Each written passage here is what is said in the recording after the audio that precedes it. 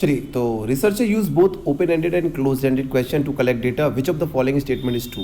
देखिए, open ended और close ended को मैं एक बार फिर से समझा देता हूँ आपको कि ओपन एंडेड क्या होते हैं। बेटा, ओपन एंडेड ऐसे क्वेश्चन होते हैं जिसका आंसर जो रिस्पॉन्डेंट होता है वो अपने शब्दों में देता है, अपने ओन वर्ड्स में देता है, और क्या करता है, ये जो डेटा होता है बेटा वो क्वालिटेटिव होता है।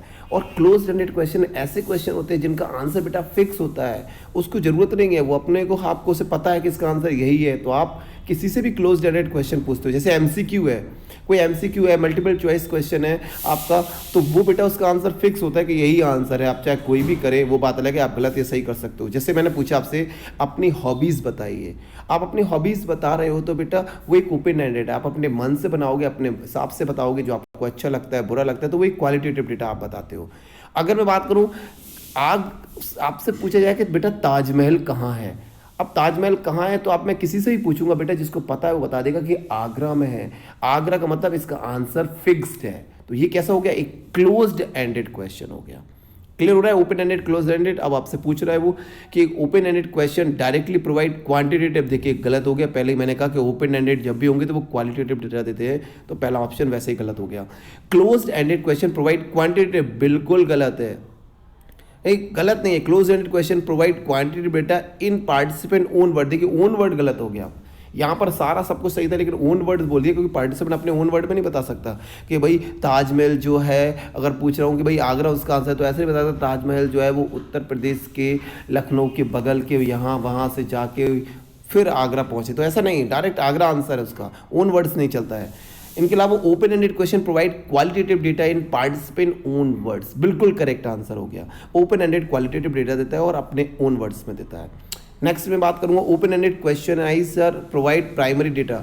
देखिए, अब यहाँ पर अभी मैंने बताया कि भाई ओपन एंडेड आपका क्वालिटेटिव डेटा देता है, तो दूसरा क्वेश्चन अपने आप सही हो गया। विच of the following true concerning observation, जब भी हम ऑब्जर्वेशन करते हैं तो इनमें से कौन सा सही है। पहला बोला है take less time than self report approach, बिल्कुल गलत भाई। लेस टाइम ऑब्जर्वेशन में आप कम समय दोगे तो आप बेटा ऑब्जर्व ही नहीं कर सकते हो, ऑब्जर्वेशन बहुत ज़्यादा टाइम लेता है। दूसरा पूछता है it cost less money than self report approaches, देखिए ये दूसरा भी बोल दिया कि कॉस्ट लेस मनी, बिल्कुल गलत बोल रहे हो आप। It often not possible to determine exactly why the people behave as they do, बिल्कुल करेक्ट है। यहाँ पर जो बेटा, यहाँ पर मैं जिसको ऑब्जर्व कर रहा हूँ वो ऐसा क्यों बिहेव कर रहा है, ये हम एग्जैक्टली नहीं बता सकते ऑब्जर्वेशन से। जब तक हम उससे पूछेंगे नहीं, हमें नहीं पता होगा कि वो ऐसा क्यों बिहेव कर रहा है, तो ये बिल्कुल सही है ऑब्जर्वेशन के लिए। नेक्स्ट पूछा है कि when each member of population has equal likely chance to be selected. देखिए, रैंडम सैम्पलिंग जब हम लोग पढ़ते थे या आपकी प्रोबेबिलिटी सैम्पलिंग की बात करते थे, तो प्रोबेबिलिटी सैम्पलिंग में एक अच्छी चीज़ ये होती, इक्वल प्रोबेबिलिटी सिलेक्शन मेथड में आपका एक बिल्कुल चांस, जैसे बोलते हैं EPSEM मेथड। EPSEM मेथड में बेटा हर पर्सन का इक्वल चांस होता है सिलेक्ट होने का, इसी को बोलते हैं, ये दूसरे फॉर्म में पूछ देते हैं, कभी कभी पूछ देता है EPSEM, इसका मतलब है equal probability selection method. Okay, ये याद रखना है, यहाँ पर इक्वल पॉपुलेशन में से सबका इक्वल चांस होता है। दूसरा पूछा है which of the following technique yield a simple random sampling. देखिए, सिंपल रैंडम सैम्पलिंग का मतलब होता है कि आप किसी को भी कहीं से भी उठा लो, कोई फिक्स नहीं होता है, ठीक है। तो चूजिंग वॉलंटियर फ्रॉम इंट्रोडक्शन, भाई आप चूज कर रहे हो, वॉलंटियर मतलब रैंडम तो हुआ ही नहीं ना, ये रैंडम का मतलब है कि आप किसी को भी उठा लो, वो रैंडम होता है। Listing the individual bye ethnic group and choosing proportion from with each ethnic group, इसे बोलते हैं बेटा स्ट्रेटिफाइड रैंडम सैम्पलिंग। जब पॉपुलेशन बहुत बड़ी होती है तो हम क्या करते हैं, छोटे छोटे से ग्रुप बना देते हैं और ग्रुप में से एक एक उठा लेते हैं, हर ग्रुप में से एक एक पर्सन उठा लेते हैं, तो वो रैंडम सैम्पलिंग है। लेकिन रैंडम कौन सी, स्ट्रेटिफाइड रैंडम, ये मैं सिंपल रैंडम पूछ रहा हूँ। सिंपल रैंडम का बताया number of all the element of sampling frame and then use a random number table to pick cases from the table. जैसे मैंने एक टेबल लिया, उस टेबल पे बहुत सारी चीज़ें रखी, उनमें से कोई भी एक उठा लिया, तो ये क्या होगा, एक रैंडम सैम्पलिंग। मतलब आंसर सी जो है बिल्कुल करेक्ट है ना। तो सी वाला बिल्कुल सही है कि नंबर में से पूरे एलिमेंट्स उठा के एक टेबल पर रखे और टेबल में से कोई भी एक उठा लिया, तो ये क्या हो गया हमारा रैंडम सैम्पलिंग। देखो बेटा, हिंदी में मैं आपको पहले ही समझा रहा हूँ, इसीलिए कोई दिक्कत की बात नहीं कि आपको समझ में नहीं आ रहा होगा। मैं इंग्लिश में आप कोशिश कीजिए और हिंदी में इसको समझा ही रहा हूँ आपको, तो दोनों ही मैं बाइलिंगुअल इसीलिए लेके चलता हूँ, जिससे कि जो हिंदी वाले स्टूडेंट हैं उनको भी उतना ही बेनिफिट हो और जो इंग्लिश वाले हैं उनको भी उतना ही बेनिफिट हो, ठीक है। Which of the following not true about stratified random sampling, देखिए अभी थोड़ी देर पहले पहले मैंने बताया था स्ट्रेटिफाइड के लिए कौन सा ट्रू नहीं है। It involve the random selection process from identify सब ग्रुप, बिल्कुल करेक्ट है। थोड़ी देर पहले बताया था कि सब ग्रुप बना लेते हैं, उनमें से कोई भी सिलेक्ट कर लेते हैं ईच में से। In proportion of group in the sample must always match their population proportion, बिल्कुल गलत है। जब हम रैंडम सैम्पलिंग कर रहे हैं तो यहाँ पर जरूरी नहीं है कि पॉपुलेशन के प्रोपोर्शन से वो मैच करे, ये बिल्कुल गलत आपका हो जाएगा। तो आंसर बी रॉन्ग है, दैट मीन्स ये सही नहीं है। Which of the following statement are true, इनमें से कौन सा स्टेटमेंट ट्रू है?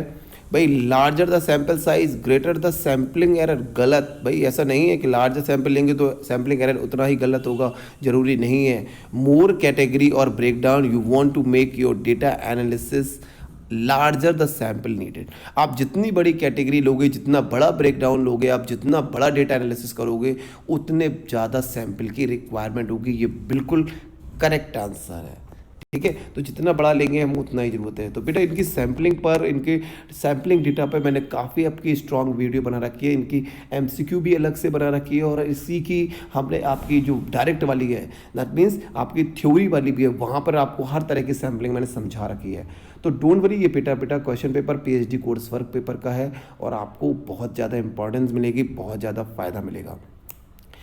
Which of the following formula, देखिए फॉर्मूला क्या होता है कि जब हम कोई भी सैंपल लेते हैं, डिजायर्ड सैंपल अपॉन प्रोपोर्शन, जितने उन्होंने रिस्पॉन्ड किया, ये डायरेक्ट फॉर्मूला होता है जब भी हमें किसी भी पॉपुलेशन का डिटरमाइन करना होता है सैम्पलिंग। तो यहाँ पर डिजायर्ड जो सैंपल साइज है हमारा अपॉन प्रोपोर्शन, ठीक है, जितना प्रोपोर्शन लिया बस वही हमारा फॉर्मूला हो जाता है। डी ऑप्शन डायरेक्टली आपको दिख जाएगा।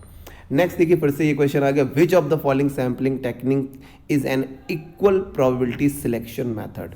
EPSEM, जहाँ पर हर पर्टिकुलर का इक्वल चांस होता है सिलेक्ट होने का, याद रखना है बेटा वो क्लस्टर है, क्लस्टर सैम्पलिंग यूज़ होती है EPSEM में, जहाँ पर हर पर्टिकुलर का एक फिक्स टाइम का इक्वल चांस होता है, ठीक है। तो ये याद रखना है, ऑल ऑफ द अबव नहीं है, इसका डी आंसर होगा क्लस्टर। ना सैंपल है ना सिस्टमेटिक है। और ये रैंडम सैम्पलिंग, देखिए यहाँ पर सैम्पलिंग से रिलेटेड पूरी वीडियो पड़ी हुई है, आप चाहो तो प्लेलिस्ट में जाकर चेक कर सकते हो। सैम्पलिंग दो तरह की होती है, रैंडम सैम्पलिंग और नॉन रैंडम सैम्पलिंग।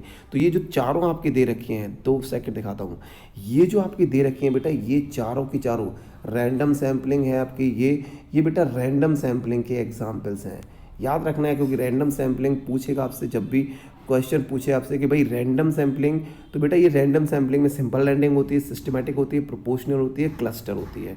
और दूसरा आपसे पूछता है नॉन रैंडम, याद रखना बेटा नॉन रैंडम, ये नीचे वाले क्वेश्चन में आपको नॉन रैंडम भी मिल जाएगा।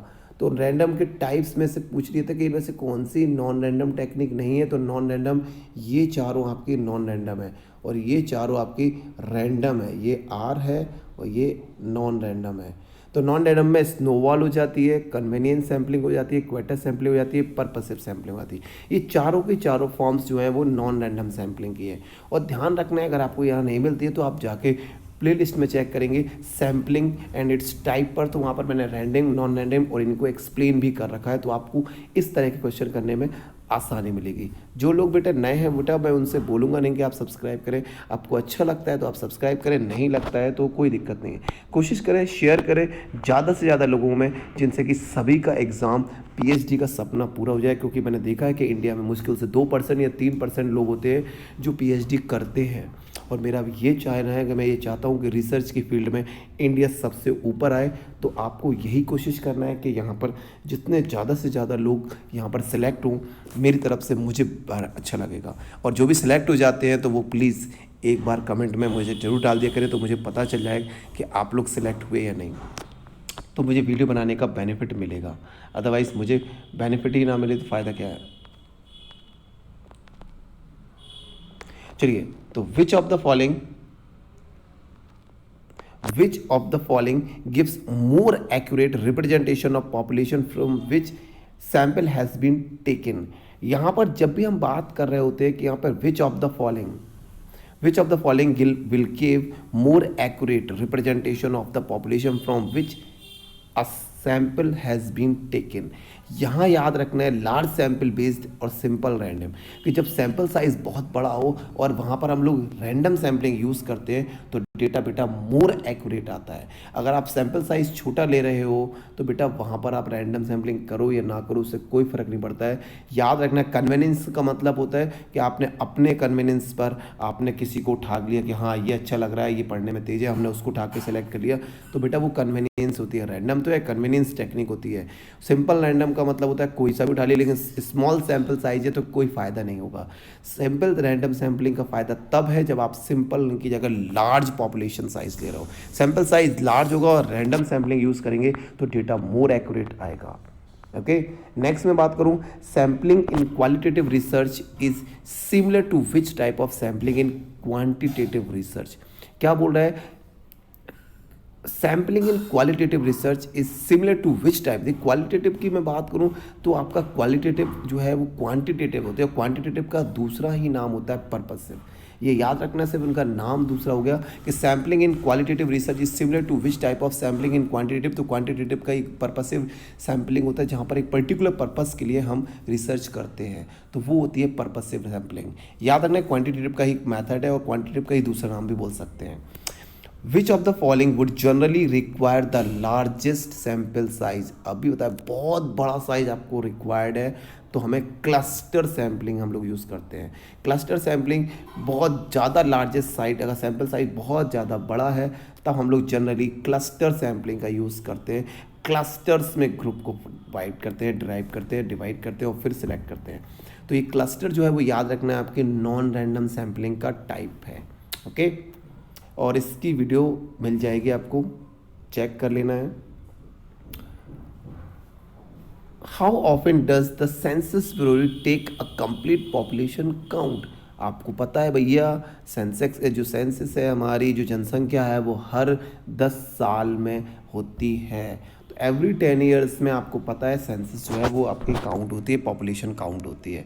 और ये वैसे जीएस का क्वेश्चन हो गया एक तरीके से, रिसर्च मेथड्स का तो नहीं बोल सकते हैं हम। यहाँ पर सैम्पलिंग वाले आपके निपटा देते हैं और आप लोगों को काफ़ी बढ़िया ऑब्जेक्टिव मिलने वाला है। तो people who are available volunteer और can be easily recruited or used in the sampling. ये बताया था मैंने, इस तरह के जब हमें पता होता है हम अवेल लेते हैं, कोई वॉलंटियर को उठा लेते हैं, कोई रिक्रूटेड किसी को उठा लेते हैं, तो वो कन्वीनियंस है, अपने फ़ायदे के हिसाब से, अपने कन्वीनियंस के हिसाब से, अपने कन्वीनियंस के हिसाब से हम पीपल को सिलेक्ट कर लेते हैं, वो कन्वीनियंस सैम्पलिंग होती है। ओके, याद रखना है ये बेटा सारी चीज़ें। तो ये सैम्पलिंग का ही है, रैंडम सैम्पलिंग का, लेकिन कन्वीनियंस है। Which of the following types of sampling involve the researcher determine the appropriate sample size for the group identify as important and then taking convenience sampling from those group। याद रखना है यहाँ पर क्या बोल रहा है, फिर से समझिए क्वेश्चन को। Which of the following type of sample involve researcher determine the appropriate sample size for a group identified as important and then taking convenience sample from those group। क्या हुआ कि पॉपुलेशन साइज उन्होंने देखा, फिर उसको एक अलग अलग ग्रुप में डिवाइड किया और ग्रुप में डिवाइड करने के बाद हमने अपने कन्वीनियंस के हिसाब से उनमें से कोई को सिलेक्ट कर लिया, उन्हीं ग्रुप में से किसी को सिलेक्ट कर लिया। ऐसी टेक्निक को बोलते हैं क्वेटा सैम्पलिंग। क्वेटा का मतलब है कि हमने क्या किया, एक लेयर बना ली, बहुत सारी ग्रुप में लिया और उन ग्रुप में अपने कन्वीनियंस के हिसाब से हमने पहला नंबर का सारा स्टूडेंट उठा लिए, ये दूसरे नंबर का हमने रोल नंबर 5, हमने क्या किया, एक क्लास थी एक स्कूल था, स्कूल में से हमें सैंपल करना है तो क्वेटा सैम्पलिंग का एग्जाम्पल दिखा रहा हूँ। एक स्कूल लिया और इस स्कूल में से हमने क्या किया, 5 रो सेलेक्ट की और 5 रो में से कहा कि मैंने कहा 5 क्लासेस सेलेक्ट कर ली और उन 5 क्लास में बोला कि रोल नंबर 5 वाले स्टूडेंट यहाँ पर आ जाए। तो ये क्या है, आपने एक सैंपल साइज लिया, उसमें से आपने क्या किया, ग्रुप दिखा कि भाई क्लासेस देख ली, उन क्लास में से आपने रोल नंबर 5 वाला उठा लिया, मतलब रैंडम तो उठाया आपने, लेकिन क्या किया, एक क्वेटा मतलब हो गया, कन्वीनियंस से उठा लिया कि आपको ढूंढना ना पड़े, आपको देखना ना पड़े, आपको ऑब्जर्व ना करना पड़े। ये क्वेटा सैम्पलिंग होती है। In which of the following non-random sampling technique does the researcher ask the research participant to identify other potential research participant. यहाँ पर क्या हो रहा है कि in which of the following non random sampling technique, जहाँ पर does the researcher ask the research participant, यहाँ पर जो रिसर्चर है वो रिसर्चर से, कोई पार्टिसिपेंट से रिसर्च कर रहा है, identify the potential research participant. ये क्या होता है, स्नोबॉल बोलते हैं इसे, कि जब एक रिसर्चर क्या करता है, सैम्पलिंग टेक्निक ऐसी है जहाँ पर एक रिसर्चर, जैसे कि हम मान लीजिए किसी स्कूल में नए हैं, मैं बताता हूँ इसका स्नोबॉल कैसा होता है, कि हम बिल्कुल स्कूल में किसी में नए हैं और हम क्या करते हैं, हम चाहते हैं कि हमें मॉनिटर बनाना है। तो हम क्या करते हैं, या मॉनिटर हमें पता करना है, तो हम क्या करते हैं भाई, कोई दूसरे टीचर से बोलते हैं कि अपनी क्लास में, इस क्लास में जो सेक्शन ए है और इस सेक्शन में सबसे अच्छा पढ़ने वाला लड़का कौन सा है, तो वो बताएगा बेटा ये पर्टिकुलर जो पढ़ता है, ये ए जो है वो सबसे अच्छा पढ़ने वाला है, आप इसे मॉनिटर बना दिए, ये कंट्रोल कर सकता है। तो ऐसे को क्या बोलते हैं हम लोग, स्नोबॉल बोलते हैं, कि जहाँ पर नॉन रैंडम है, हमने तो पता नहीं था, हमने तो सिलेक्ट नॉन रैंडम ही किया, लेकिन यहाँ पर हमने क्या किया, किस रिसर्चर से, रिसर्च पार्टिसिपेंट से आइडेंटिफाई कराया अदर्स को, पोटेंशियल रिसर्च पार्टिसिपेंट को, ऐसे को बोलते हैं स्नोबॉल रैंडम सैम्पलिंग। मेरे ख्याल से आपको अगर यहाँ पर नहीं क्लियर हो रहा हो तो आप एक काम करें, वहाँ पर चेक कर सकते हो, पहले सब्सक्राइब करें, शेयर करें वीडियो को, और उसके बाद प्लेलिस्ट में जाकर चेक कर सकते हो। नेक्स्ट मैं यहाँ पर बात करता हूँ, विच of the following is the most efficient random sampling technique discussed in your chapter. आपको सबसे अच्छी कौन सी लगी, तो भाई प्रोपोर्शनल स्ट्रेटिफाइड सैम्पलिंग सबसे अच्छी होती है, जहाँ पर हम क्या करते हैं भाई, यहाँ पर बहुत सारे ग्रुप्स को, मतलब बहुत सारी पॉपुलेशन को, साइज को बड़ा करके एक स्ट्रेटिफाइड, एक लेयर्स में डिवाइड करते हैं, और उन लेयर्स में से हम क्या करते हैं, एक फिक्स प्रोपोर्शन, जो सैम्पल साइज है प्रोपोर्शन में से स्टूडेंट को सिलेक्ट कर लेते हैं, तो वो होती है proportional stratified sampling. Okay, next देखिए, we took a 500 people attending in a school in the New York City, divided then by a gender, then took a random sampling of the males and random sampling of the females. The variable on which we would divide the population is called, मैंने बोला ना, आपने बहुत सारे लिए और आपने gender के बेस पर, मेल के बेस पर, मील के बेस पर आपने उनको क्या अलग अलग ग्रुप में डिवाइड किया। जब ग्रुप में हम डिवाइड करते हैं तो इसी को बोलते हैं स्ट्रेटिफिकेशन। स्ट्रेटिफिकेशन में आपने क्या किया, उसको लेयर्स में डिवाइड कर दिया, ये होती है स्ट्रेटिफिकेशन वेरिएबल, है ना। A number of calculated with complete population data and quantify the characteristic of population is called which of the following। इसी को, चलो मैं ये क्वेश्चन पर लास्ट कर रहा हूँ, मैं यहाँ पर आपको दूसरी वीडियो में कराऊंगा कि सैम्पलिंग वाले क्वेश्चन मैंने आज करा दिए हैं। तो जो लोग बेटा नए हैं वो प्लीज़ सब्सक्राइब करें, शेयर करें और ज़्यादा से ज़्यादा लोगों में पहुँचाएं, जिससे कि सभी का पीएचडी का सपना पूरा हो सके, एमफिल का सपना पूरा हो सके, या कोई नए चीज़ में सेलेक्ट होना चाहता है तो वो सिलेक्ट हो सके। चलिए नेक्स्ट वीडियो में हम इसी के आगे कंटिन्यू करेंगे। Thank you.